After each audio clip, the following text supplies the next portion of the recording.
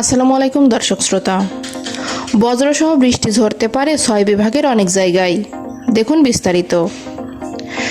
দেশ জুড়ে বজ্রসহ বৃষ্টির আভাস দিয়েছে আবহাওয়া অধিদপ্তর।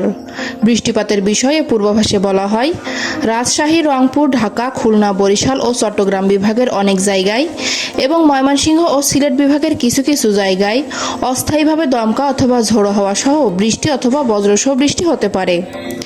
সেই সঙ্গে কোথাও কোথাও বিক্ষিপ্তভাবে শিলাবৃষ্টিও হতে পারে। প্রিয় দর্শক, আমার এই ভিডিওটি যদি আপনার ভালো লেগে থাকে তাহলে লাইক, কমেন্ট ও শেয়ার করতে ভুলবেন না। আর সবার আগে আপনি সব গুরুত্বপূর্ণ ভিডিও পেতে চাইলে আমার চ্যানেলটি অবশ্যই সাবস্ক্রাইব করে বেল আইকনটি বাজিয়ে রাখুন। ধন্যবাদ। দেশের 6 বিভাগের অনেক জায়গায় বজ্রসহ বৃষ্টি হতে পারে বলে জানিয়েছে আবহাওয়া অধিদপ্তর। আবার কোথাও কোথাও বিক্ষিপ্তভাবে শিলাবৃষ্টিও হতে পারে। রাষ্ট্রীয় সংস্থাটি বুধবার সকাল 9টা থেকে পরবর্তী 72 ঘন্টার আবহাওয়ার পূর্বাভাসে এমন বার্তা দিয়েছে।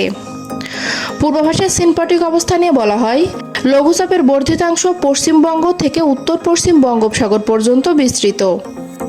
বৃষ্টিপাতের বিষয়ে বলা হয়, রাজশাহী, রংপুর, ঢাকা, খুলনা, বরিশাল ও চট্টগ্রাম বিভাগের অনেক জায়গায় এবং ময়মনসিংহ ও সিলেট বিভাগের কিছু কিছু জায়গায় অস্থায়ীভাবে দমকা অথবা ঝোড়ো হাওয়া সহ বৃষ্টি অথবা বজ্রসহ বৃষ্টি হতে পারে।